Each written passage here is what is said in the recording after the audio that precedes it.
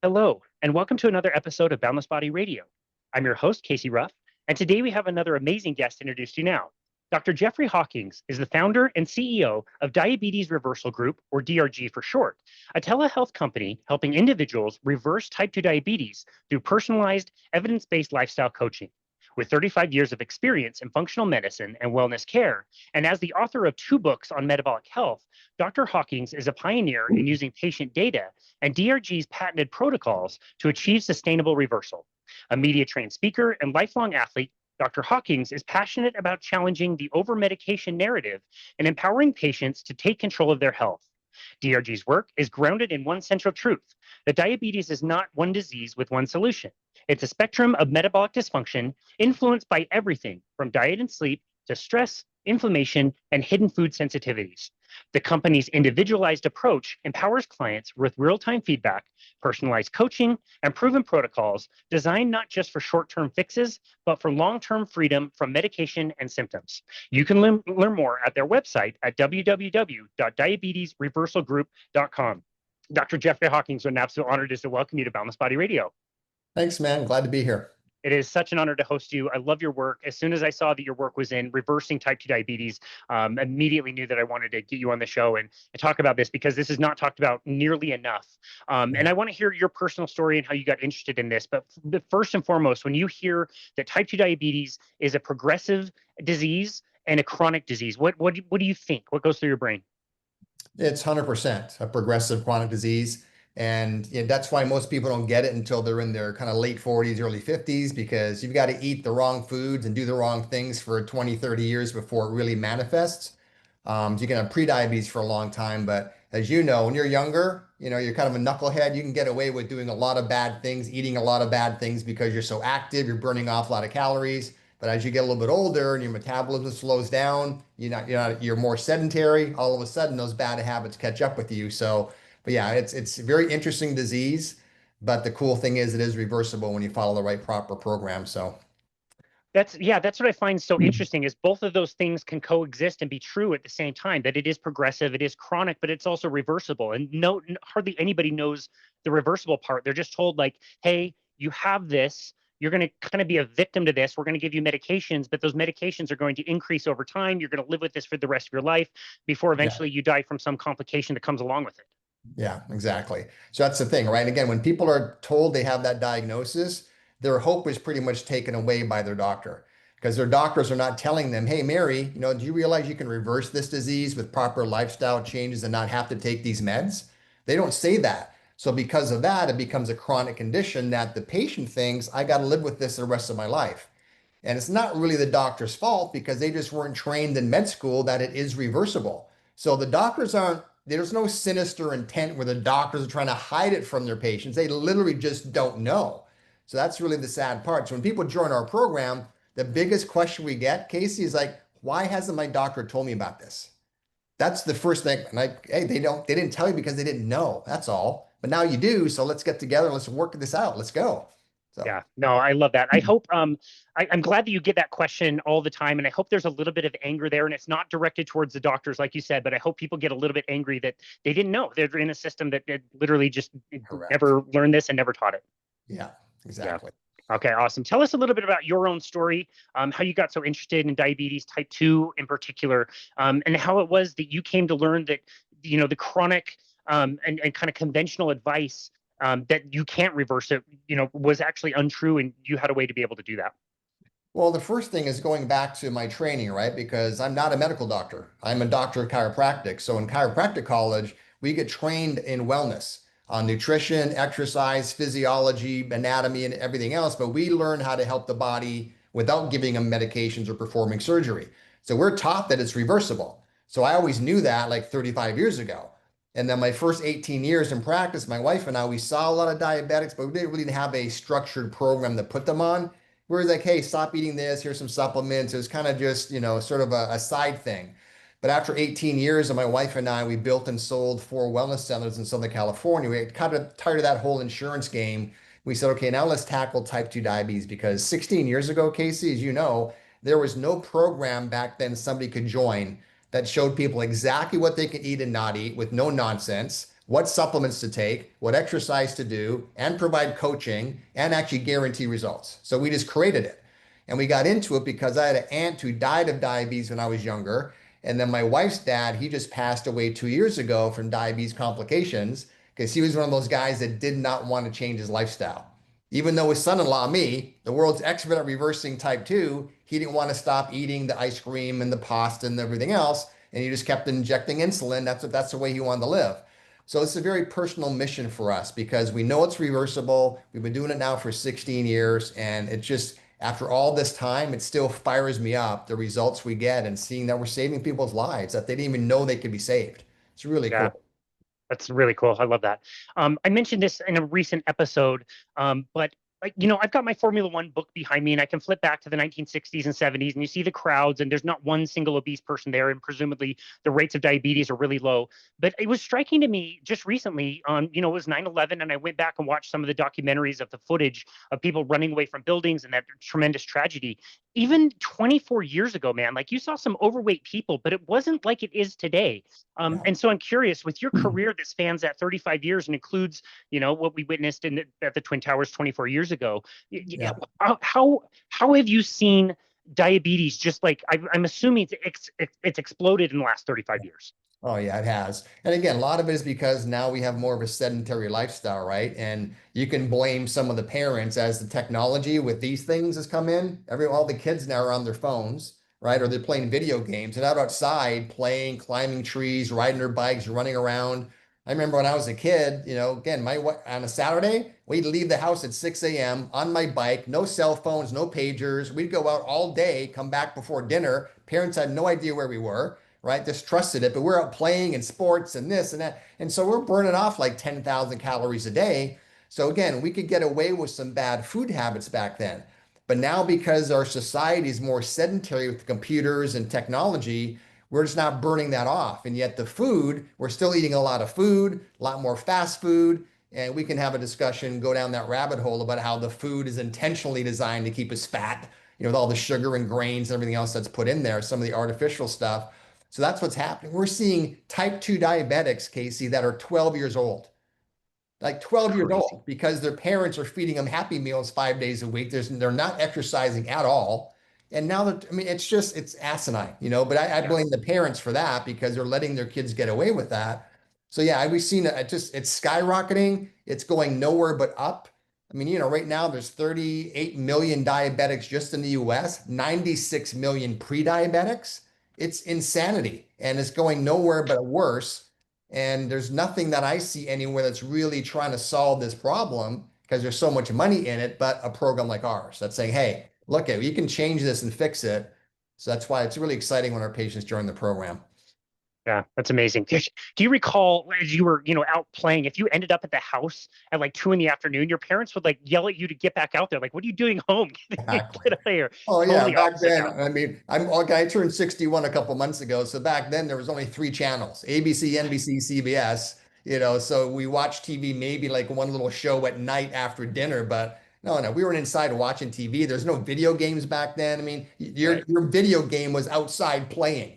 That Exactly. was fantastic. And that's I don't see that anymore. You drive around neighborhoods like, where's the kids? Like you don't see anybody. They're all inside on their phones and it's just, oh, it's Yeah, I really know. It's crazy. terrible. Even back then, like with the three channels, you had to physically get up and like turn the dial. I remember having to Exactly. do that. At least got some Exactly. exercise Yeah. there. I was remote control. It's like, Jeff, go change the channel.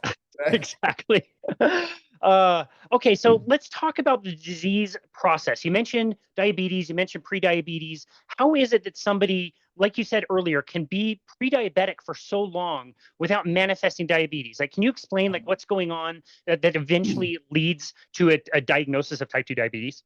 Yeah. So again, you'll see the pre-diabetics again, typically in the younger people, and there are some that they can stay pre-diabetic into their 70s because even though they're eating bad enough things to have, elevated A1C a little bit, they're not eating so bad where it kicks them over the edge where they get the diagnosis, right? So that's kind of where the fine line is, right? The A1C, if it's between pretty much 5.7 to 6.4, that's the pre-diabetes range. 6.5 or higher is diabetic. So yeah, a little bit of gray area. They're fudging on those numbers. But one thing I will tell you, Casey, I don't know if you know this, but when I got out of school 35 years ago, Normal blood sugar was between 80 and 120. That was normal. And then magically 9 years later, all of a sudden, normal became between 70 and 99. So now anybody who was normal between 100 and 120 was now abnormal, which now required, wait for it, medications, right? So they basically fudged the numbers. Same thing happened with cholesterol. When I would get out of school, normal cholesterol was 250 or under.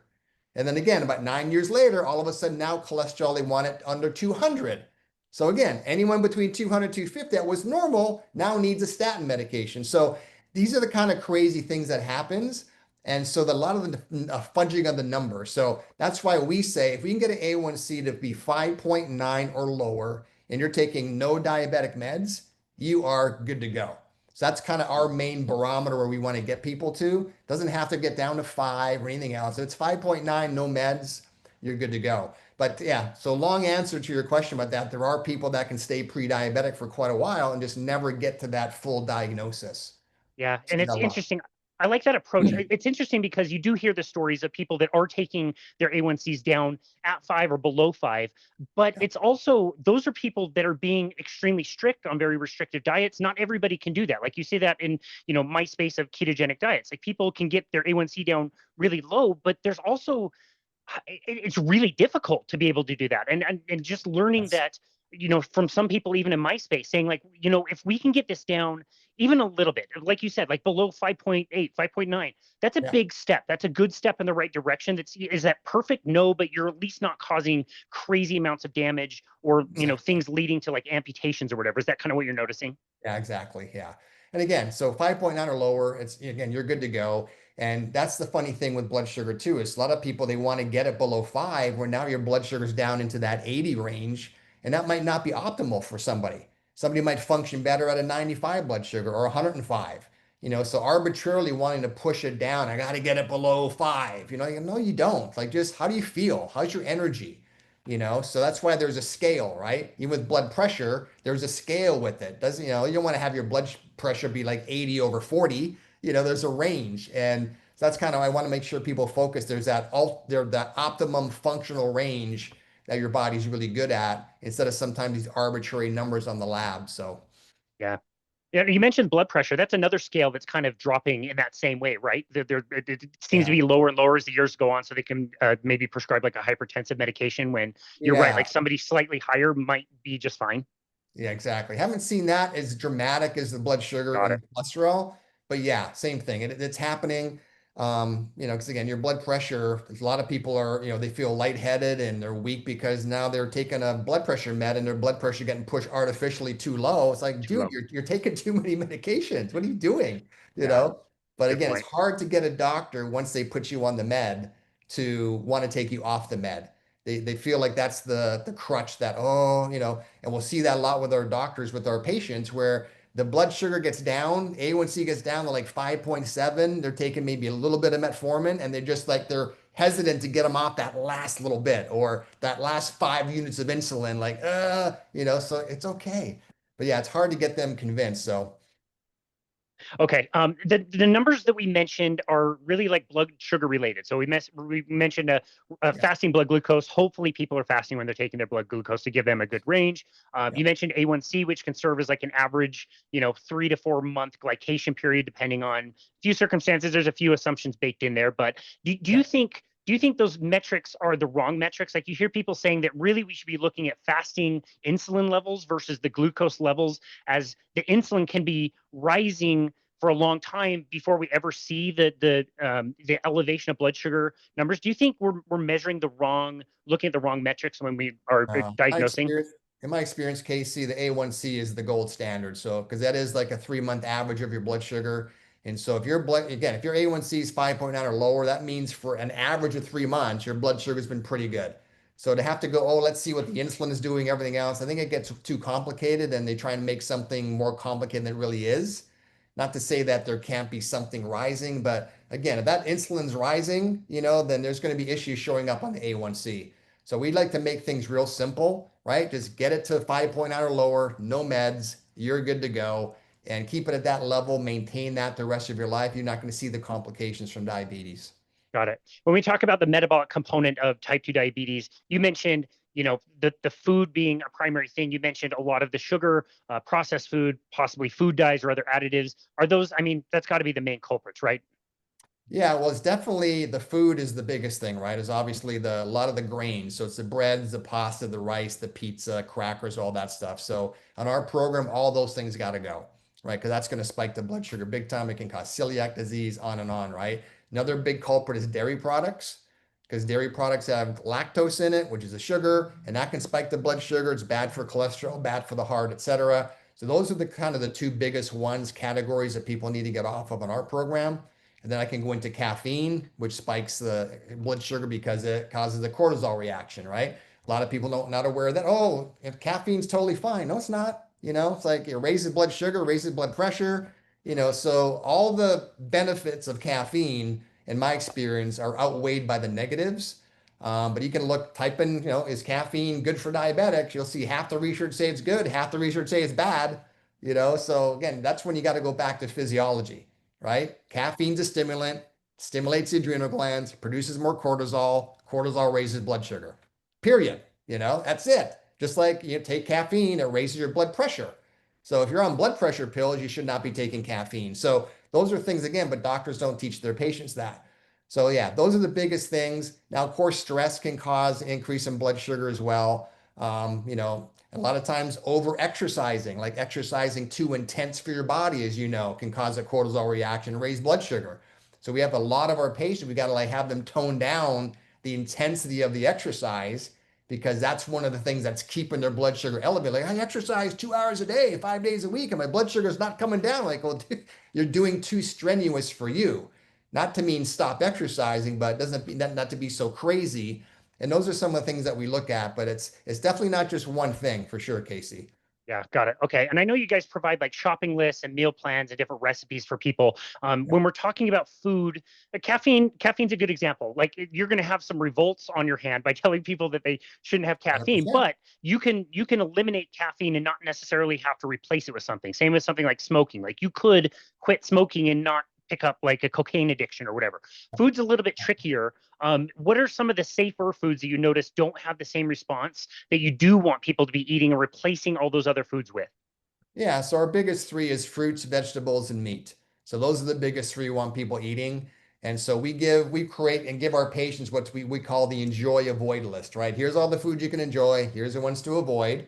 As long as you're following the enjoy list, our program is not a diet. So we're not having them restrict their calories. So they're never hungry. That's why we've had patients do our program for 16 years because it's not as restrictive as people think.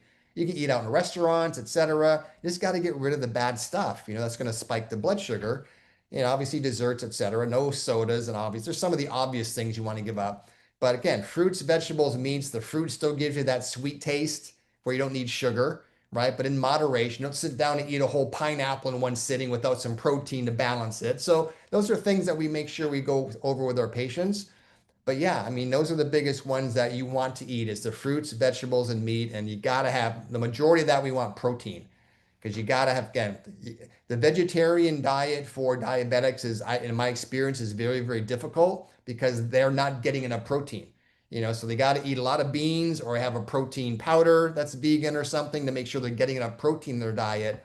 Because yeah, just eating the vegetables and the fruits, kind of more vegan, it's very difficult. So Tough. Really, really, really tough. Yeah, yeah. no, I agree. Did you find you mentioned fruit in moderation, which I completely agree with. I also know for somebody like myself, I'm 6.5 years carnivore now. Yeah. If I have the fruit, I start to crave more of the other sugar, or I can't. I am the one that's going to eat the whole pineapple or do something stupid like Yeah. that. With your individualized approach, do you find some people out there who are more like abstainers and maybe even just a little sweet is probably too much for certain people? Yeah, I agree. But it's one of those things too, Casey, where, we're dealing with someone who our average age patient is 65 years old. So you got to be careful about not trying to get too radical with them. Otherwise, your compliance just plummets. That's why, if we can just get them to eat the way we show them and, take our supplements we provide, that's a Herculean effort for someone who's been eating the same way for 50 plus years, right? So we've got to start at, oh, now you got to get rid of fruit too. Like, oh, come on, you're killing me, man. So it's like there's only so much, right? So we always say for fruit, make sure you eat it all before noon. Don't have anything later in the day. So eat it with before noon and always have some protein with it. So gonna have some pineapple, have some peanut butter with it, or some nuts or some kind of protein to offset the sugar, and then stop eating it at noon so you have that chance to burn it off the rest of the day. That way they still feel like they're getting something sweet. That's not, a dessert or a sugar. So it's not depriving them completely. But yeah, I mean, again, I'm a big carnivore fan too, but again, that's that for a lot of people, they can't do it because Right. they need something, right? So give me some veggies, a little bit of fruit. But yeah, I'm a hardcore believer in the carnivore diet. But again, very difficult for compliance on a lot of people, as you know. But the Yeah. health benefits are phenomenal for sure. Totally. Yeah, I like that. And I agree with you as far as the vegetarian vegan. Like, we're not the ones yelling at vegetarians and vegans saying they're wrong or stupid. It's just really tough. It's just the facts. Like you said, like finding a good Yes. quality vegan protein, it's not easy and it's incomplete usually. And so it is a challenge. So yeah, I really Yeah. appreciate that. Your practice, part of your program is also using continuous glucose monitors, which is just, in the last, 10 years is kind of like emerging as a wonderful tool. What things have you learned kind of on a macro level about using CGMs for people? Yeah, so again, I've got a sort of a love-hate relationship with CGMs, Casey, because on the one hand, at least for the first like 4 to 6 weeks in our program, it's kind of good for them to see like what foods are causing a spike in the blood sugar. Because again, it's stuck in their arm 24/7. They can look in their phone, anytime, like 24, see what their blood sugar is doing. So I like that aspect of it, but we feel like after about 4 to 6 weeks, once someone's eating the way we teach them, I don't like it. I want them to get that thing off and now just use their glucometer. Just check your blood sugar once in the morning fasting. That's all we need. Because if they have too much access to it long term, it makes people a little bit too anxious, a little bit too anal, like, oh, my blood sugar, and they freak out like, it's okay. You just ate something. Of course it's going to go up. Just relax, right? That's why, again, if you only do it fasting in the morning, that's the consistent reading we want to see versus what is it at 2 o'clock? What is it at 4 o'clock? What is it at 7 o'clock? That's too much information. It's not necessary because you're going to have the ebbs and flows based on your exercise level, what you did, any stress, all of that, right? So that's why, again, there's a kind of a love-hate relationship with it. And of course, the ultimate goal is you reverse your diabetes. You don't need a CGM anymore, right? It's like because you're good to go. So Yeah. No, I agree with you. I like it as a short-term tool that people can use to give information, but not something that you should use, long term. And I've seen it go both ways where it's, for some people, it seems to self-correct. Like you almost don't even need to teach somebody about what proper nutrition is. You just say, hey, if you can make your bumpiness on your CGM be less than what it was, you're going in the right yeah, direction, eat those things. And I've seen it go the other way where people like they're not learning from what they're doing and they're seeing severe surges and spikes and a CGM ends up not helping them anyway. So I think the yeah. temporary approach is a good way to do that. Is that kind of what you've noticed as well? Yeah, exactly. And again, it is getting more popular because people just don't like poking their finger. I get it.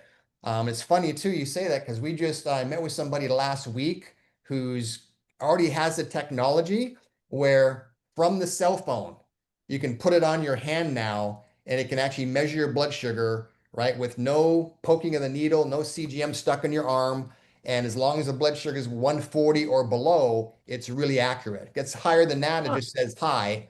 But so the technology is getting there better, where now you don't need to have this invasive thing stuck in your arm 24/7, which a lot of people don't like. So that's really going to be cool when all that starts coming out, and you can check blood pressure and blood sugar just with your smartphone. That's going to be Wow. awesome. So That's fascinating. I had no idea. yeah, so that's And going that to be technology, something. Yeah, I'm so we're sorry to working cut with you off. that company, yeah, to kind of integrate that because we're just finishing up developing our app for our patients. We want to have that new technology in there so people don't need to use the CGM. So Wow, fascinating. And that yeah, technology is already existing on like newer smartphones. it already exists right now. Yeah. So again, it's just getting rolled out, and we're going to integrate that with our app. You'll start hearing more and more about it here the next probably couple months. And because like anything, it's going to be a race to the market, right? To see who has that tech because everyone's been looking for that. And yeah, it's going to be pretty awesome. So and it's just going to keep getting better and better as years go by. Yeah. Oh, that's fascinating. Tell us about some of the other components of your coaching program. What are some of the other things you work on? I think the two of us agree that diet's probably the biggest one. And, if Yeah. we can get that A1C down, that's going in the right direction. What are some of the other major components of the program? Yeah, so what we got patented, right? We have again, the only patented system to reverse type 2. It's also the ingredients and dosages of our nutritional supplements. So our patients get told what you can eat, what you can't eat. We provide nutritional supplements for them to take, exercise recommendations, and then we have the one-on-one coaching all the way through their program to hold them accountable, making sure they achieve the reversal. And we give weekly training videos that are sent out every week to them. They get weekly meal plans and recipes. They get a group support call once a week where they can actually jump on with other diabetics all over the country that are sharing success stories and, hey, just got off another medication, lost another 5 pounds, I'm feeling great, so that kind of stuff. So those are all the things that we provide. So it's very, very comprehensive. It's not just here's what you eat, because again, it's to get someone to really reverse it, they need that hand holding and that accountability, especially again, for people that are average age 65 that they'll go off the wagon a little bit and they need to kind of get, their coach to kind of smack them around a little bit and say, hey, what's going on, Mary? Your blood sugar's going back up. Oh, yeah, I had Mexican food last night, so they'll fess up. And so we got to get them back on track. But having that live coach there holding their hand all the way through it is really, really critical. Yeah, I like the one-on-one component, and I want to get a little bit more details on that. But can you comment on the value of the group coaching thing? Like when you're telling Yeah, people some of this advice, like you need to get your sugar down, you need to get your soda down, yeah, all that stuff. Like people live in a world where like it seems like nobody's doing that, or they're not feeling like they're yeah, supported. Oftentimes, that can yes. happen in somebody's four walls. Maybe their spouse Yeah, is sabotaging them to an extent. I see that all yes. the time. How important is that group meeting to get everybody together to keep everybody on track? Yeah, it's great. I mean, it's optional for our patients, but the ones that do attend, they tend to get better results because it reinforces what they're doing. They realize they're not the only one in the country doing it, like you just said, like they're on this island. And so when they first do that and they hear people have been in the program for 2 or 3 months, and now they've already been taken off of 80% of their meds, their A1C is coming down, their sex drive's improved, their energy level's better. It gives that new person like, wow, okay, I can do this. If they can do it, I can do it. So it really helps give that group support. And again, make sure that they realize they're not in it on their own because you're right. You go around, if you're the only one doing these things, like how come they can eat that and I can't? And it just a lot of the becomes that emotional support too, because a lot of the eating is emotional. And so yeah, but just one thing I'll say is, if you probably haven't guessed this, is that the majority of people that join our program, Casey, they join it because they're scared. Like they've been a diabetic for 5 years or more, and now they're starting to get some symptoms, right? Like they're getting some neuropathy in their feet, and they don't want to have an amputation, right? Their doctor said you got stage 3 kidney failure. They don't want to go on dialysis. They're already getting some blurred vision. They don't want to lose their eyesight, right? So they have this healthy fear, like, holy crap, I'm scared now. I need to stop screwing around. And then they hear about our program. Oh my gosh, yeah, I need to do this, right? The diabetic who just gets diagnosed in their mid 40s, who's taking a little bit of metformin, no other meds, they feel pretty good. They're like, there's no urgency for that person to join. Unfortunately, they have to get worse before they decide to stop screwing around, right? And so it's just human nature, and you've probably seen is trying to sell prevention is a very hard thing to do because we're all so busy and we tend to wait until it's a crisis before we say, oh, I better do something now. And it's just the way it is. So Yeah, no, that's a good point. What we're talking about is like daily decisions, but they compound over such a long period of time. And so it would be something that maybe somebody would want to do something about, but we'll start on Monday or we'll start at the new year or whatever, because like you did your decision today won't necessarily make a big impact. It's just the compounding todays that add up that lead to that chronic disease. So you're right. It's very unfortunate that the newly diagnosed diabetic isn't scared enough to be able to start the program. You have to wait until yeah. further damage is done, unfortunately, like you said. Um, Yeah, seems like the only ones that are newly diagnosed that decide to join, they have a relative or a mom or a dad or aunt that they saw go through the complications and like, I don't want any of that. And so they'll do it right away because there's still fear. Even though they don't have the symptoms, they don't want to wait till it gets there. But again, the majority of them is like they're having symptoms themselves, and that's what give them the motivation. So. got it. Okay. And then on the individual kind of one-on-one level, how is a new client in particular kind of onboarded into the system? What is the interaction like with the coach? Yeah. What kinds of questions do the patients have, and what do they struggle with in the beginning? Yeah, so again, they get onboarded with one of our consultants, and so we have their patient history, so we know exactly what medications they're taking, which ones they're not. We have all of that. We know what their A1C is, and so that we basically we go through. Here's our program. Here's what the patented is. Here's what you have to give up. Here's the food you can eat, etc. You can eat out in restaurants. Here's how you do that. The supplements that we're going to provide for you. So it's really just kind of telling them more about our program and then answering any questions they have. Because they might say, hey, why do I have to give up this? Some people don't ask. Some people, yeah, why do I have to give up pizza? Why do I have to give up dairy products? So we go into explaining why. And so again, the eyeballs start opening up like, oh my gosh, I had no idea that this was bad for my diabetes because the American Diabetic Association says it's okay, right? Right. So it's like, so they get all this confusion on all these experts that tell them that there's things that you can do to manage your diabetes as long as you keep taking your meds the rest of your life, right? But if you want to reverse it and get off the meds, you got to do this. And they're different. And that's where, again, the American Diabetic Association and the hospital classes, the certified diabetes educators, all of those people, they're all in the management game, not in the reversal game. And so the advice that they give is all about managing. And they're never going to reverse following those recommendations because that's not the intention. The intention is just to keep managing it and hopefully don't get worse. But it's never about here's how you do this to reverse it. And that's where we come in. So. I'm so glad you mentioned that. That was going to be my next question to you, actually, is a new patient. I mean, most of them must be confused if you're saying one thing, and then again, they go to the American Diabetes Association, they're providing recipes. You read through the recipes, and it's all the stuff that you mentioned earlier that you should probably step away from. It's filled with grains. It's got lots of sugar. It's like, it's crazy. Do people get really confused about that, or putting it the way that you did, like managing versus reversing? Is that enough for most people to go, oh, okay, got it? They don't necessarily have my best interests in mind if we're just going to live with this forever. Yeah, exactly. And so we have to educate them and we say, look, if you're happy with how you feel, the amount of meds you're taking, your low sex drive, low energy, all of this stuff, then keep listening to your doctor and keep taking the meds and eating the way you are. But if you want to reverse it and get off of it, you got to listen to the specialists that have the patent to reverse this thing, and we guarantee it. So you got to decide which path you want to go. And as we talked about in the beginning, it's not the doctor's fault.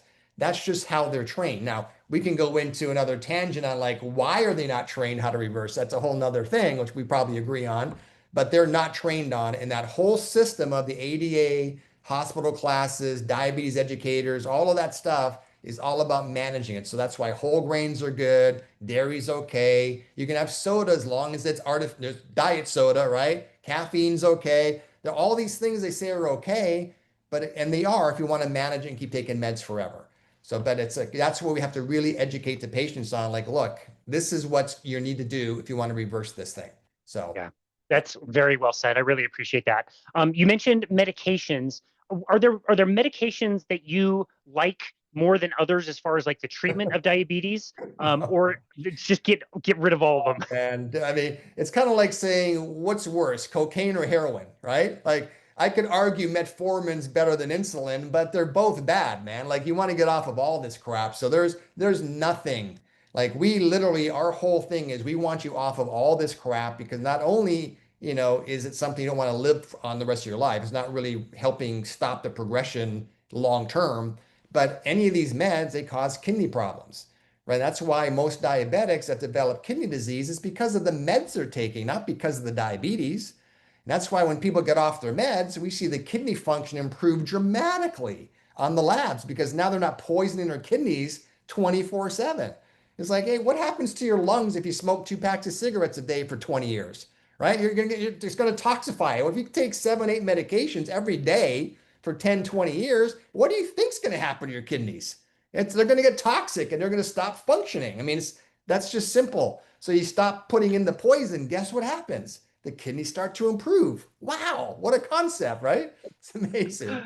That's awesome. No, I love that answer. And of course, we can't talk about medications without the, GLP-1s that are becoming so popular now. I assume I know what your opinion is about them, but can you tell us in diabetes in particular? We know that there's like a difference between what we prescribe for obesity versus what we prescribe for diabetes. Same drug, different amounts, different dosages, that kind of thing, under different names. But Exactly. yeah, is that going to be is that going to be this wonderful gift to humanity that everybody thinks it is, or do you think this is still following the wrong route?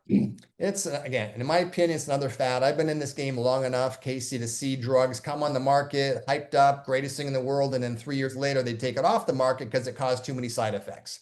Right? It happens all the time. Causes cancer, causes this, causes kidney damage, so they take it off the market. Happens all the time. Same thing's going to happen with the Ozempic and the GLP-1s. Mark my words, this is my prediction. Right? By end of next year, it's going to be off the market because last year class action lawsuits already started for people taking GLP-1s and Ozempic because of all the side effects from intestinal issues, kidney, whatever. And so once the threshold is met where they're having to pay out so much money in damages, it's not profitable to keep on the market anymore, they'll take it off the market. Now, I don't know if you're old enough to remember back in the mid 90s, early mid 90s, when there was a weight loss drug called fen-phen. I was just thinking that when you Yeah. mentioned the Okay. medications being So pulled. fen-phen, it was the Ozempic, right, of the 90s. And after about whatever it was 3 or 4 years, celebrities are taking it, everyone's on it, athletes, the greatest thing in the world. And then all of a sudden, off the market. Why? Because of all the damage. And to date, I looked it up, they paid over $13 billion in lawsuits for Wow. people damaged by fen-phen. So again, the same thing's going to happen here because again, there's no safe medication. I don't care who, whatever. Oh no, we got the research button. No, no, no, no. It might not be as dangerous as the other one, but it's not safe, right? So the goal is, how can I live my life so I don't need these medications? That's the whole point of our program, right? Is to try and get people off of this. So we're the anti-GLP-1. So again, whether it's GLP-1, metformin, insulin, doesn't matter. It's just another diabetic med. And it's just now it's the basically it's the belle of the ball right now. It's like so popular that everyone's taking it. But like you said, right? Again, it was approved. Ozempic was approved back in 2014, I think, for diabetes, right? And then once it was approved, all of a sudden, oh, guess what? It's really good at losing weight. So they went back to the FDA and got it approved as a weight loss drug under the name Wegovy, right? So, and what's Wegovy? It's just twice the dosage of Ozempic. Like you said, the same drug, it's still a GLP-1. So it's just different marketing, right? So it's the same crap, man. It's just like people that want to do our program, Casey, they don't want to be on these meds, right? The people that want the shortcut like Ozempic, or they want the gastric bypass, or they want to wear the lap bands, those are the people that don't want to do the work and they want the shortcut. I want to be able to keep eating the crap I want to eat, but I want to be able to take a med that makes me still look slim. Yeah. That's just a failed strategy. It's never going to work and never has, never will. So, Right. And what you're talking about is like informed consent. You're not saying everybody needs to do this. There's options. And just as long as you can present them with options, people can choose. Like you said, it's fine if you want to go that other route. You're not yeah. going to see the people who want the lap bands. You're going to see the people that want to step away from this completely. So, yeah, that's really reassuring. And I love getting you worked up about medications. That was quite fun. Oh, dude. Yeah. Don't get me started. Yeah. Love it. You mentioned doing the work, and part of that is doing the workouts. Is what is kind of the advice that you give most people as far as like the workouts go? Is there particular types of workouts? Is it just get anybody doing anything kind of a thing? Like, what are some of your best guidelines as far as the workouts go? Yeah, for us, again, it comes down to what we talked about earlier, where if you take away too much or make them do too much, your compliance plummets. So our basic minimum we want people doing, again, average age 65, right, is walk 30 minutes a day, 5 days a week. That's the minimum we want you to do. If you can't walk because your knees, then get on elliptical, get on a stationary bike, something where you're moving your body 30 minutes a day. And I say, if you can't even do that, then sit in front of the TV, grab a couple soup cans, and go like this for 30 minutes while you're watching a TV show. Just do this, right? Something to get your body moving a little bit. But again, if our program, the success was dependent upon people exercising a lot, we would not have a lot of success. And that's just the reality of it. But if they do want to go to gym, of course, I'm a big fan of resistance exercises at any age, especially when you even get older. Got to do some kind of resistance training, but not hardcore stuff. Like we have them go to a gym, it's like one body part a day, like biceps one day, triceps next day, shoulders one day, chest one day, not trying to do 4 or 5 exercises a day. Because we want to kind of make sure they're not overtraining and again causing that cortisol reaction, which can spike the blood sugar. So it's very kind of mild to moderate is what we recommend as far as exercising. And we do give them a whole list of like home exercise they can do where they don't even need to join a gym. So Wow. That's fascinating. Yeah. I'm glad you mentioned the resistance training and even being able to pick that up older. I just interviewed a woman, a doctor in Australia. She's in her 70s, and they do geriatric strength training workouts with people in their 80s, 90s, 100. And these are Yeah. people like starting strength training programs. And one of the Yes. interesting things that I had not even considered until she mentioned some results from one of her studies is she found that if somebody were to do some resistance training, even at that age, their walking would spontaneously go up by like 35%. And her whole point was we're telling people to walk when maybe they can't or it's uncomfortable, it's painful. If you can do Right. resistance training and strengthen, people they do want to walk. She compared it to like an Yes. infant where it's not for lack of wanting, it's for lack of ability that an infant can't walk. If you can get somebody doing strength training, it seems their walking goes up automatically. People want to move and be more active. I find that fascinating. 100%, man. Yeah. And especially as you get older too, is like you got to get the leg strength, right? Because that's why the older people, they're so frail, their legs are so skinny, no muscle tone, they're tripping, breaking hips, and like they're dying from this stuff because there's no muscle tone in the legs. So keeping the legs so strong. And again, I've seen lots of research on the stronger your legs are, it helps with your cognitive ability. It can kind of help prevent, dementia and Alzheimer's because now there's such a connection with keeping those quads and your legs really strong. And so again, but as people get older, you see all these skinny legs and the women with skinny legs and they don't exercise. They couldn't do a squat if you paid them $1 million, because they're just not doing anything. And it's such a simple thing to do at home, Yep. by just doing some squats, just your own body weight, to kind of, and then as you said, that'll make them walk because the people want to walk. They want to be active, but they can't do it. Yep. So Well said. I love that you mentioned the soup cans on my, the software that I use to design personal training workouts for people. I can select what equipment people have, which was really important during the yeah, pandemic when everybody was really limited to whatever they had at home. yeah, And yeah, I can filter down to water bottles. And there's like tons of different exercises you could do with just a few water bottles. So exactly. it Yeah, can be very accessible and reachable for most people.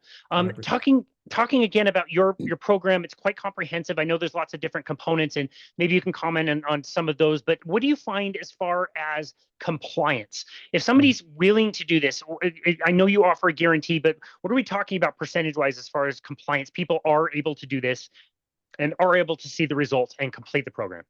Yeah, so again, as you mentioned, I mean, the whole ball game, Casey, is compliance. Like our program works, we've been doing it long enough and we got all the results and the data, everything else. But if they don't do it, it's not going to work. It's like you can join a gym, you got to get your butt to the gym and exercise, otherwise there's no benefit, right? Nobody can do the push-ups for you, right? So you got to do it. So again, compliance, the biggest thing that makes our people want to comply is because they're scared, right? So they reach that breaking point where, okay, I got to do this or I'm going to die. So that really helps with compliance. We also have a no refund policy when people sign up. So if someone joins and they want to quit after 2 weeks, they can't get their money back. So we don't have tire kickers joining. Oh, let me try it for a week and see what happens. It just wastes everybody's time, wastes their money, wastes our time. So the only way they get their money back is when they follow the entire program and it's not reversed. Then they get their money back plus $1,000 just for trying it. So we're basically forcing them to do it to even think about getting their money back. So that's kind of something we came up with about 5 years ago. That's worked really well. Because again, there's only so much you can do to make somebody do something. And once they invest in this, it's like, okay, I'm in it. I can't get my money back. I might as well do it. And they have the coaching, holding their hand all the way through it. And of course, as you can imagine, the people that follow the program and comply, they get better. So they're happy, right? The ones that don't follow it, they didn't comply, so they don't even qualify for our guarantee. Because to qualify, you have to do the program. So what that means is they have to check in with their support coach at least once a week by phone or by email, right? Letting us know their blood sugar, their blood pressure, and their weight so we can track what's going on. And then they also have to send in a daily food log once a week so we know what they're eating. And of course, a food log can't say Domino's pizza and Haagen-Dazs ice cream, right? Because that means they're not following the program. So those are some of the ways without locking somebody in a room for 6 months and force feeding them. There's only so much you can do to track somebody and make sure they're being compliant. But those are some of the things that we've done. So to give you the numbers, for every 100 people that join our program, we have about 65% that actually finish the program. Okay. Now, so we have about 35% that just drop out. It's too hard. I don't like it, blah, blah, blah, whatever. They just drop out. And then of that 65% who finished it, we have about 70% of those that actually do it as directed, where they checked in, send in their food logs, etc. So it works out to almost about 50% of people who join that achieve the reversal. So for a lifestyle change program, we think we're doing pretty good on that. It's pretty good numbers, and we're always trying to like increase the compliance on that. And that's why when we get our new patient app done, that's going to help because now they can put it in the app when their blood sugar is low. There's going to be fireworks going off. Great job, Casey. Keep up the good work. There'll be instant feedback on what's going on as far as when they enter the information. So that'll be something that'll kind of help with compliance too. So.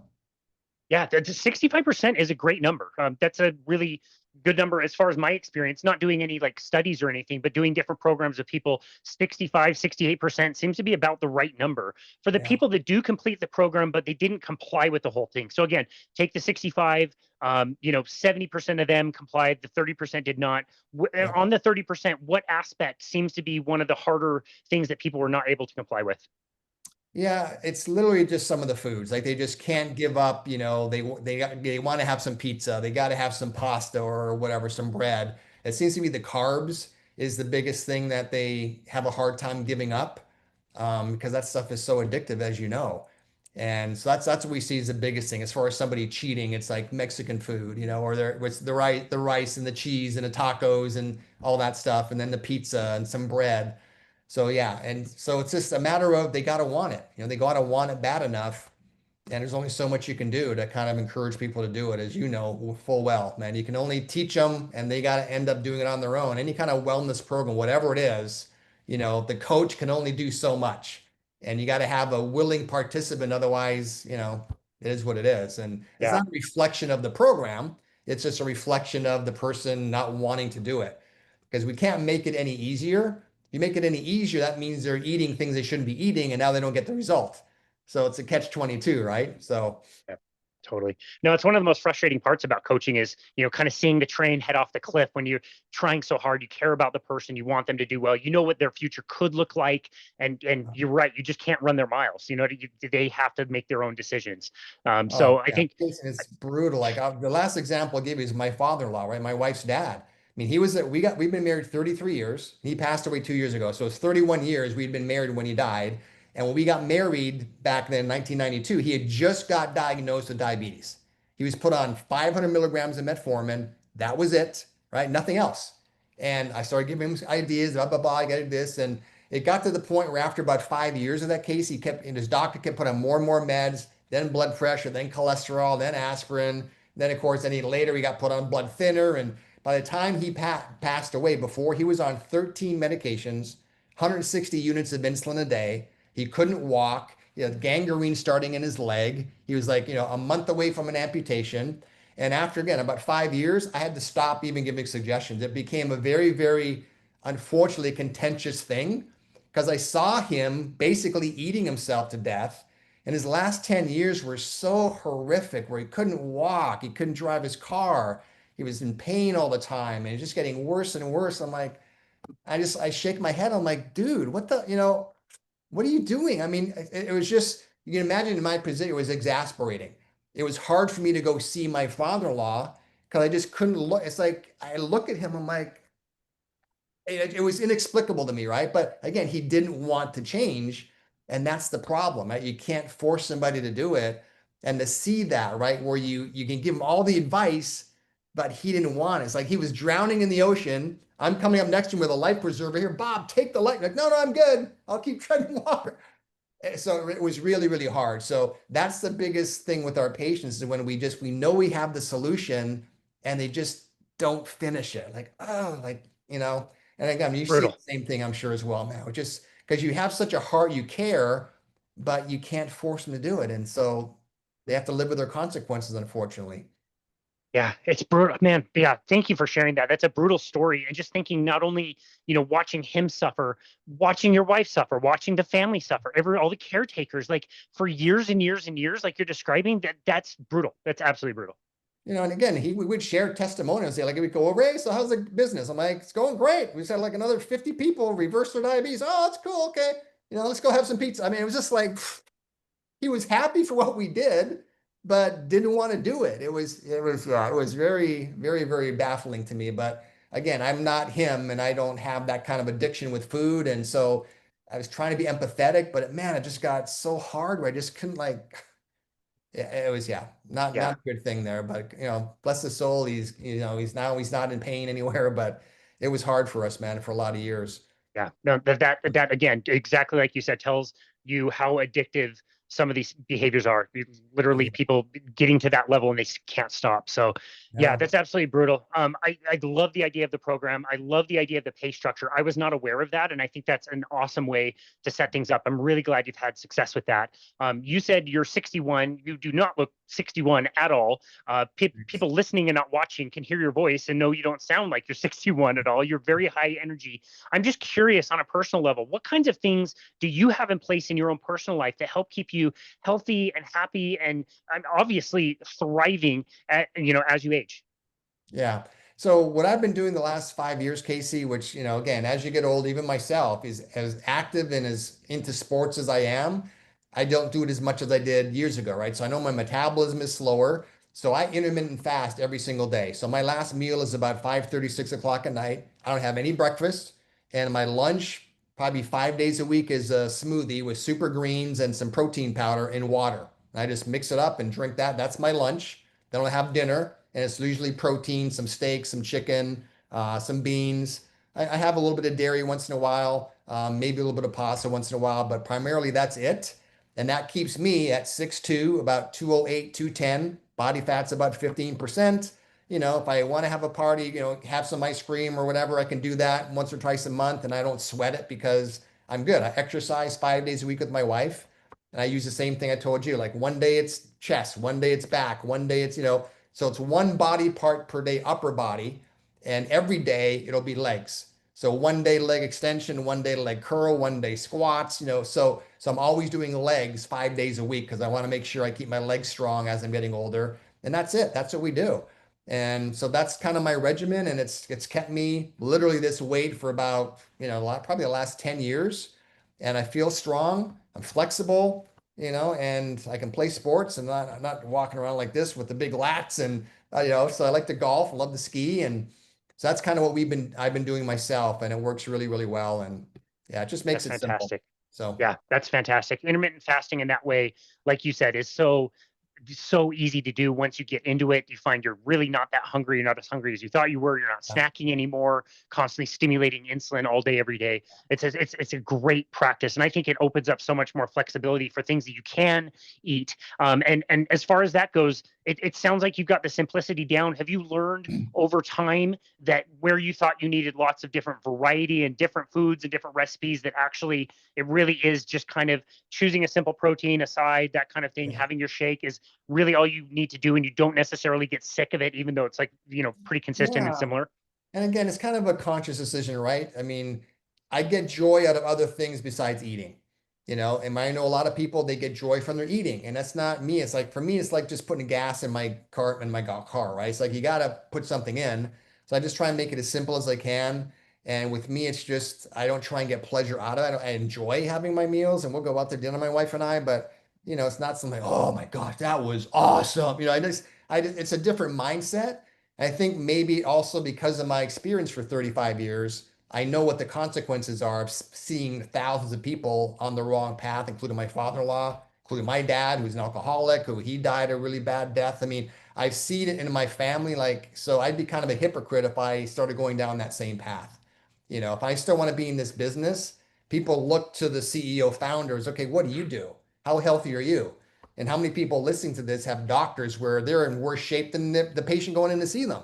It's Totally. like you got to walk your talk, man. I mean, that, especially as a trainer. I mean, if you're looking like out of shape and like, okay, you should lose all credibility with your patients if you're not following, practicing what you preach. So I just kind of made it real simple for me. I'm not thinking about it. This is what we do. And yeah, it's pretty cool. Love it, man. Yeah, I love it. That's clear that you do walk the walk or walk the talk. So, man, this has been an awesome conversation. I've really loved learning about your program, and it's so cool that you've been at this for as long as you have and been perfecting your craft and always working to do things like involving the app and using technology as you go to help keep people on and reversing diabetes and so many people. It must give you such great satisfaction. So it's been really cool to deep dive into your work a little bit and get to know you a little bit more. But for now, Dr. Hawkins, where can people go to find you and connect with you and your work?